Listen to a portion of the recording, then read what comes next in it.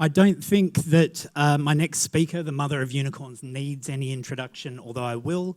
It's Ming Johanson, and I've got a memory like a sieve. So the marketing jumpstart, I think. Yay! I got it right. If you don't know Ming, where have you been? And as with myself, I'm delighted Ming's presenting this room. We're talking about remote work and how to manage that. Hands up, burnout specialist right here. Woo! And take it over, Ming. Thanks. Thank you. Hi, everyone. I'm going to be standing here because I have hair and the microphone doesn't really coordinate with that. So first of all, I wanted to thank the sponsors. Honestly, this event wouldn't be able to pay for lunch without the sponsors. So they have contributed a great amount in order for us to be able to run these cool events. So today I'm going to be talking about how to be productive when working remote. A little bit about me is that we have been working remote for 5 years. I am the CEO of my own business. I run a company called Marketing Jumpstart. I've been running it for 12 years. I'm very tired. I also have a diagnosis of CPTSD and anxiety. I don't say that for anybody to feel sorry for me or anything like that. It's actually more for anybody in the room who might have their own diagnosis and needs to see the evidence in the room. I also talk in the media a lot. You see my face sometimes on the television and on the radio. I think it's hilarious that they let me. And also, the biggest deal is that my team is here for the first time ever together in the same room and the same state. Can I get you guys to stand up? No, they're not going to stand up because they're shy introverts. So, some notes about this talk. Today, what I'm going to go through is the benefits of remote work from the position of the employer and the employee. I'm going to talk about the challenges of remote work and healthy boundaries and communication and distraction guilt. I'm also going to talk about adapting the environment and what that's meant for us. And I'm going to put some final notes and lessons learned from the pandemic. So, first off, time coverage. Benefits for the employer. So 2 of our team that's flown in from Melbourne and Sydney, they are obviously 2 hours. Wait, are you ahead or behind? I can't remember. My brain's not working. Ahead. Cool. So on either side of the day, we actually have an extra 4 hours for our clients. So it means that we have a little bit extra coverage. More focused work happens when we're working remote because we don't have meetings on Zoom every day because we get fatigued. We figured that out really early on in the pandemic. A larger pool of future employees. So I mentioned before I have CPTSD, anxiety disorder. Half of our team have PTSD, executive dysfunction, ADHD, all of the other acronyms. And what it means is that we cater for a higher level of neurodivergence. So having different types of work styles means that we actually have different values that we can add to the business. Reduce fixed cost for a business owner is really important. So obviously, I don't pay for an office. And for me, that became really important because I want to invest in my team. So as a business, you could see this as an opportunity to downsize and reduce operating costs and invest more in your people, technology, and for me also, training. Benefits for the employee. Less time in commute. Who loves commuting? Not me. On average, in Western Australia, you could spend 26.5 days a year commuting to work. That's a lot of time. For our team, the fact that we don't have to commute to work means that we have that time back and we can spend it on our hobbies, for which we have many. So hobbies like roller skating, wool spinning. Kira has 3 spinning wheels. Yep. Counting. Gardening, food, video games, photography, music. One of our team, who isn't here unfortunately because he's unwell, is a musician.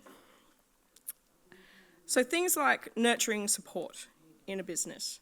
The idea that someone being late for work in our business doesn't exist.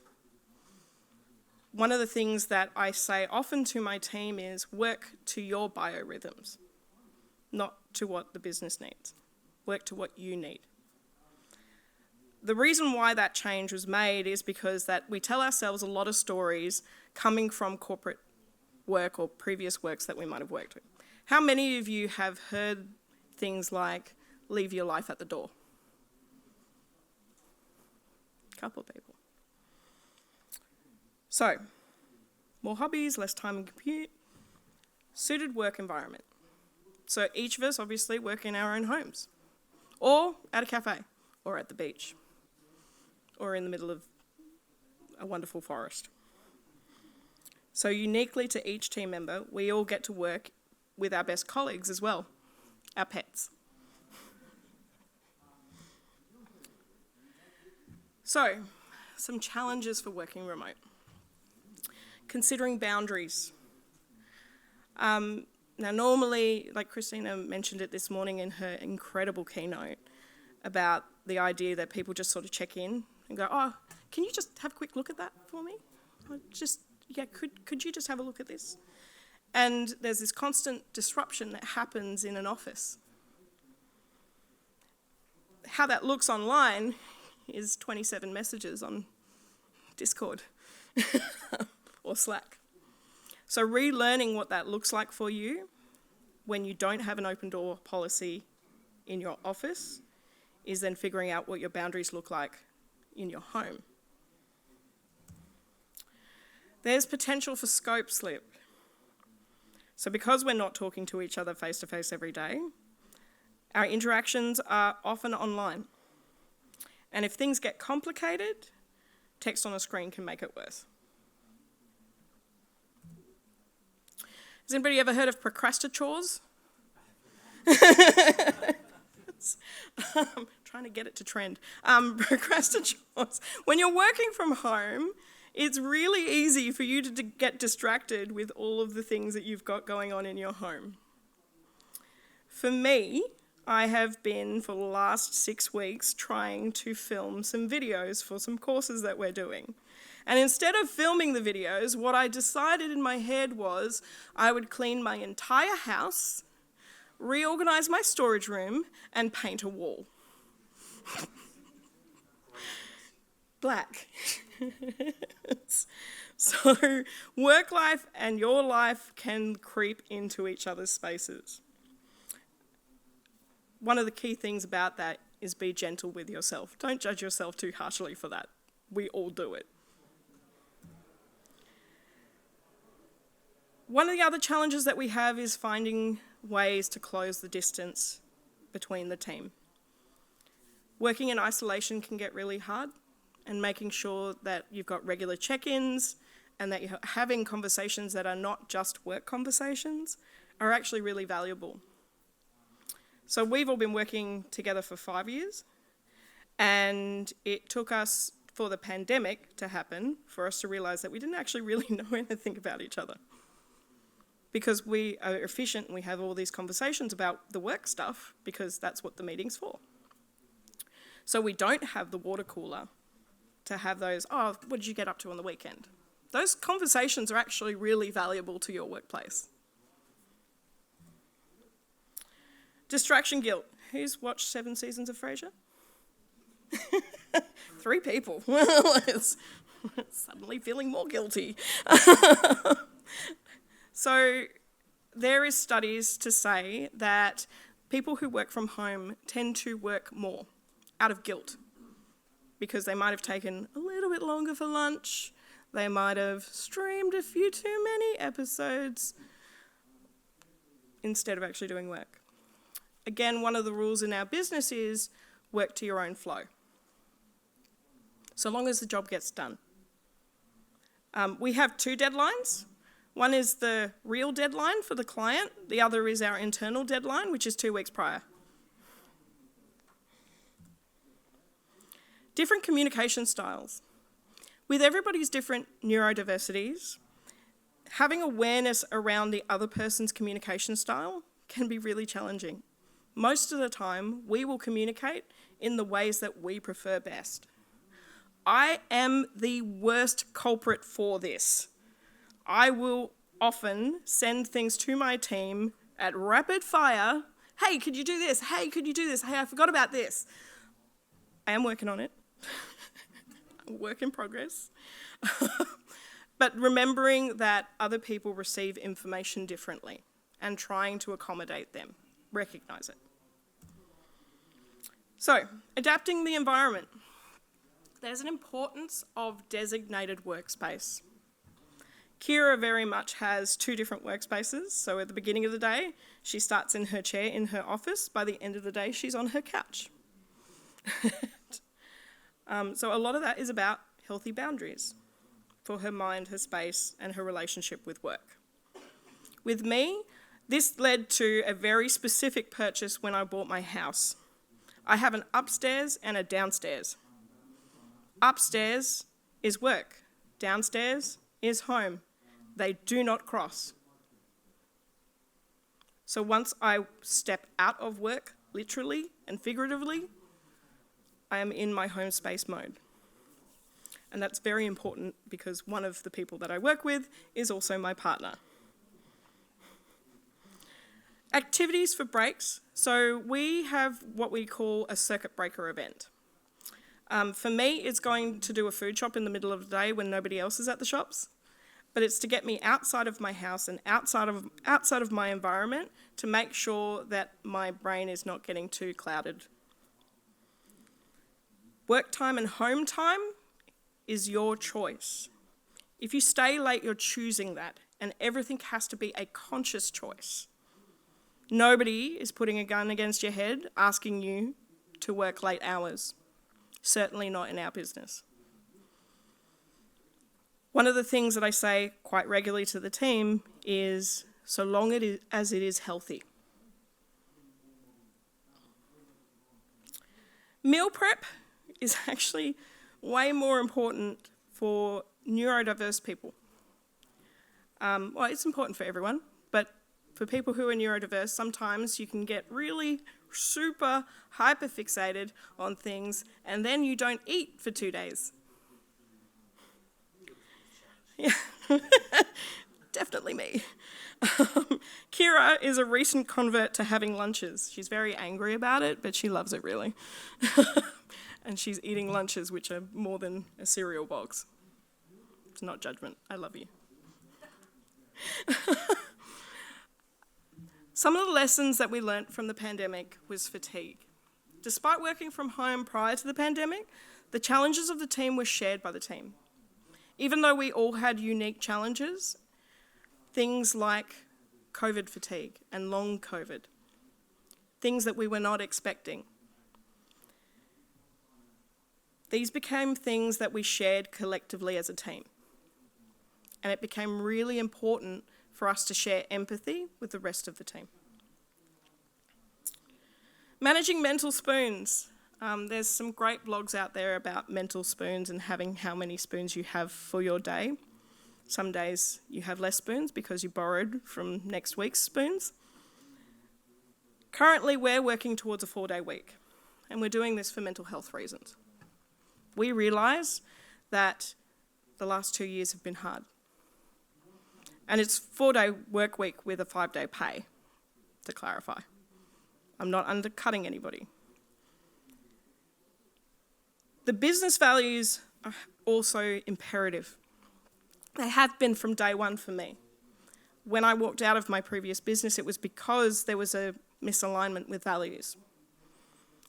And I swore that I would make a business that was aligned with my values always, even as they evolve. The people in our business are aligned with our values. Our clients are aligned with our values. We have fired clients this year for not being aligned with our values. I want to have a bit of a conversation about the word overachieving. Say hello to my toxic relationship. It's with this word. We used to highlight it as really great. Oh, it's so great. You're such an overachiever. With pride. And then our newest team member, Michael, who's from Melbourne, joined. And I remember him saying to me, "Oh, I want to be just like Vern and just like Derek." Two of our highest overachievers in our business. And I realised that our toxic relationship with that word sets the tone for anybody new coming into our business. Have a think about what you're setting the tone for new people. So I've probably run under time because I talk very quickly. Yeah. But my final notes is you might have noticed that I've talked about work environment and beliefs and structure of workplace and pitfalls of the remote work. But ultimately the core thing is actually about productivity is mental health and wellness and the security of the team. When the pandemic kicked off, one of the decisions that I made was to employ my team. They were all subcontractors at the time, and I employed them. I gave them security.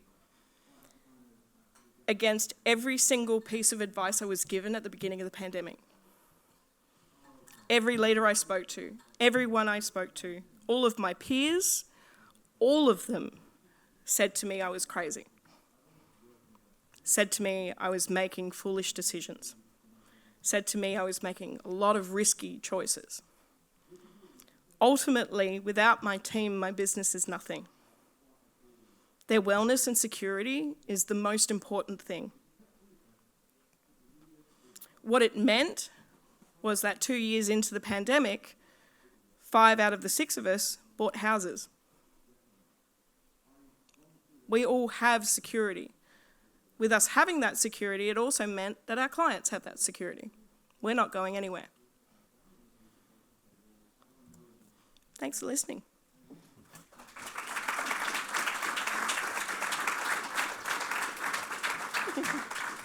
Thank you, Ming, for sharing your vulnerability. I'm also ADHD, so I relate to pretty much every slide there.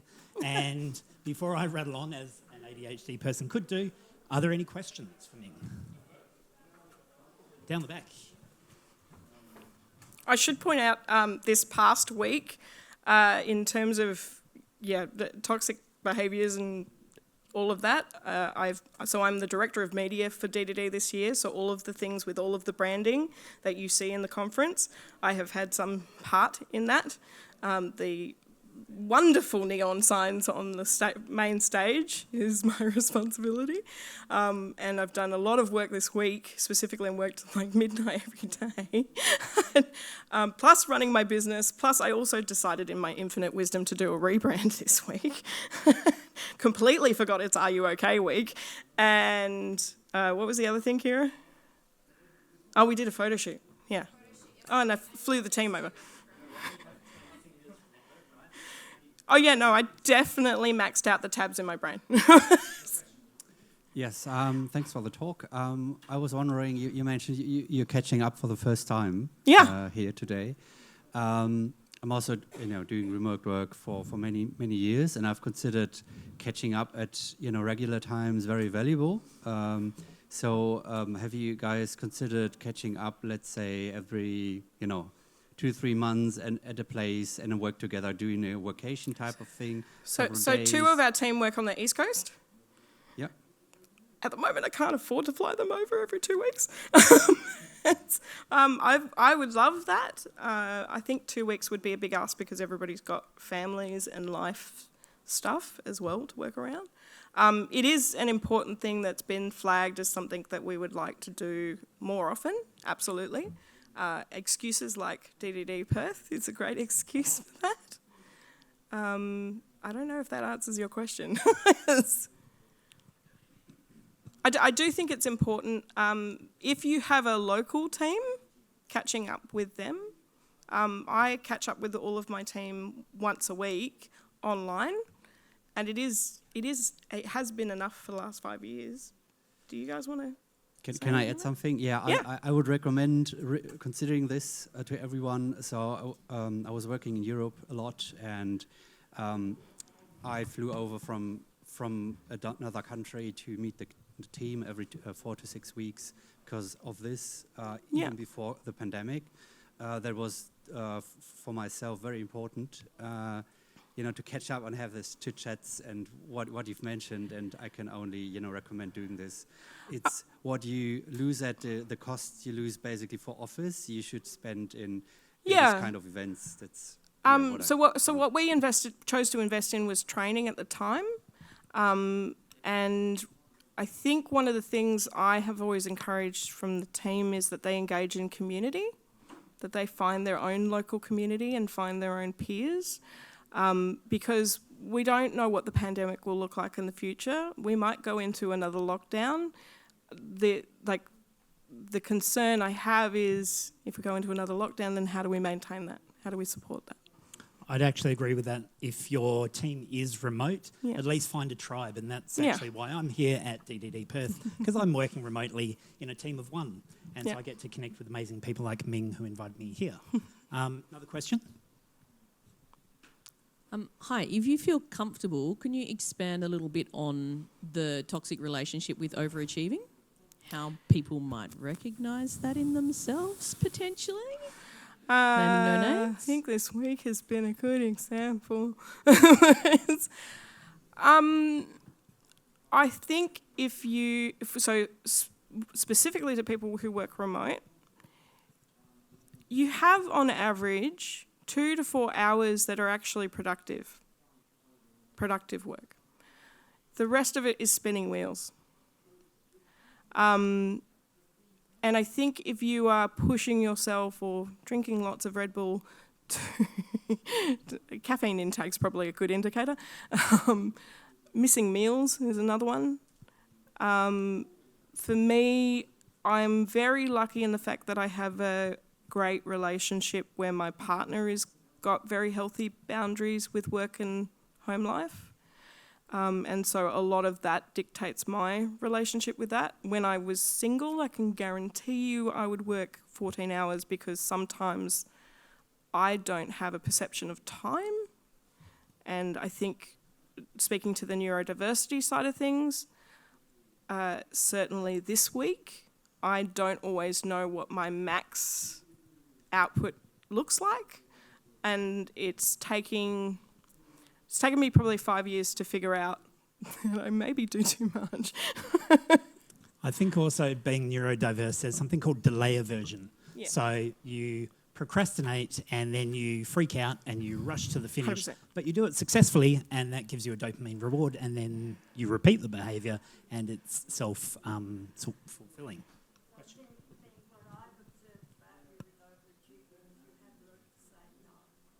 I'm getting better at it.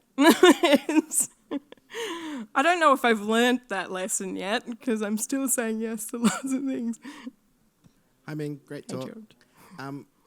It's not so much a question, more an observation. I think like with the toxic overachieving, linking self-worth to achievements as well. Yep. So not being satisfied with an outcome if there's the perception of failure, you then look at yourself as a failure as opposed to looking at the activity as failed. Yeah. So yeah, that can be a big thing. So just to add to that, so with the PTSD side of things, a lot of my internal dialogue is around total catastrophic failure. And even this week, like little things have gone wrong this week. And my brain has gone, oh my God, everybody's going to hate me. It's going to be the worst experience. What's going on? I don't even know how to do this, if I'm going to show up. And if I do my talk and I'm not even ready and I haven't even done my slides. And that is constantly in my brain. So yeah, thank you. Thank you for pointing that out, George. Thanks, Ming, for the talk. You mentioned the 4-day week, and I've just on articles I've read, the rhetoric is around like in the office you have that water cooler time and a lot, so really you can get, we can compress to a 4-day week for our current workload, for our current 5-day pay. As what sounds like an already efficient team, as a business owner, if you're happy to share, do you have any ways you're working towards that as a remote company to a 4-day week?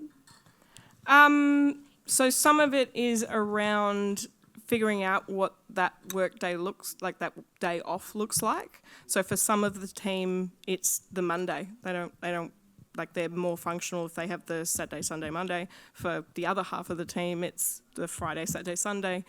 There's been conversations around community engagement and whether or not they wanted to use that time to engage with their community. In terms of cost management, charge more for my clients is probably a good start because I don't charge enough. Like the costs, and certainly employing people and coming out of being a sole trader into a company, my role has changed.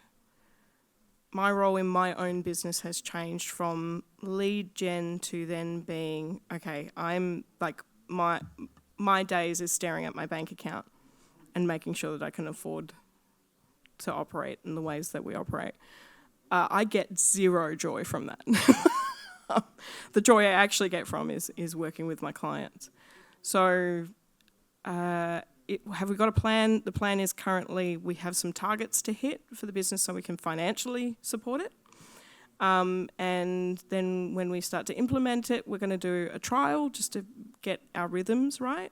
But you're quite right. Like the amount of work that we do we're a small team. We're a team of 6. The amount of work that we do is overwhelming. Kira wrote a really great blog that's on our website, which was something along what the ever-loving bleep have I gotten in myself into? And I think it was like a month into her job, a week into the business. Yeah, and she's now been in the business for a year and a half, I think. Yeah, and so she sort of reflected on all of the things that we do, and she was like, "Oh, I had no idea what you guys did." So. Could I also add, I think what I've learned about you is you like to help people. Yeah. And it's really hard to say weakness. No. And you have to retrain the way, instead of saying no about what help you can give, instead of actually taking it on board and just getting it all done, because you achieve so much that you need to actually temper that with prioritising the right tasks. I recently did a money mindset training, and one of the things that came out of that was I have a nurturer money mindset, which means that I want to help everyone, except for myself. So I do have some boundaries that I've put in place that I've learnt, which is like with my community engagement stuff, limiting to 10% of my time. But yeah, so starting to put boundaries in place and stuff like that. So with the gradual move towards remote work for more and more businesses, a lot of companies seem to have trust issues in their management staff trusting their actual staff who do the processing, the actual work, and do the output. So do you have any advice to help those people who do have small businesses that are looking at moving to remote for how to develop that trust relationship as an employer, and also for the employees to develop a trust relationship with them? Because don't forget, if you don't trust your manager and you're not in there every day, it's going to go horribly wrong. So any advice for businesses looking to do that? Throw me a curveball, Sarah. Yeah. Anytime, babe. Oh, yeah, thanks. Okay, so a couple of things. One is, if employers, managers, whoever, are concerned that their team are not doing their job, hire different people. Hire people that you trust. If you don't hire people that you don't trust, what are you doing? And the other way around, if you're looking to find the right team to work in, actually figure that out first, because it is all too common. So that kind of comes back to value alignment. So things like, for us, the question that I will always ask my team when they're struggling with something is, how can I support you? It's never, why didn't you do this? Because that's always going to come back with a point of aggression. That's never going to be a helpful question.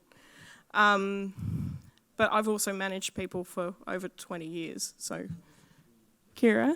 Kira's got a question, and then we might have oh no, one of my team. Question. I have something to add. So Ming can obviously really answer that from an employer's point of view, but for the people who work for her, the way that pans out for us is that I think the most important takeaway for that for employers is don't dick over your staff. Yeah. Because I've been in really toxic work environments, and I now work for Ming, and I have been in situations where they will say, oh, great, come to us. Are you okay? Is everything all right? Tell us when you have problems. And then we'll use that as an excuse to screw you every time. Whereas what I'm finding difficult to relax into is the fact that I can actually have a shitty day or have a problem or have something, and my boss isn't trying to screw me. So I'll go to Ming and she'll go, okay, that's fine.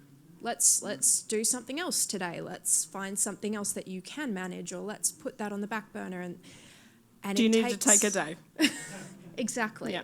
The amount of times I've said, I'm sick and just don't expect too much from me today. And she's like, right, you're going to bed now. I'm logging you off. It's very different for an employee, I think, to relax into that space. I also kind of want to point out that if you are treating your employees like they're criminals, it makes them very kidnappable for a better employer.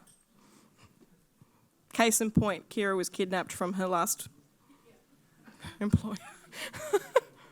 Yep. Hi, I've got a question about the different communication styles. That's something that I've definitely struggled with since starting remote work,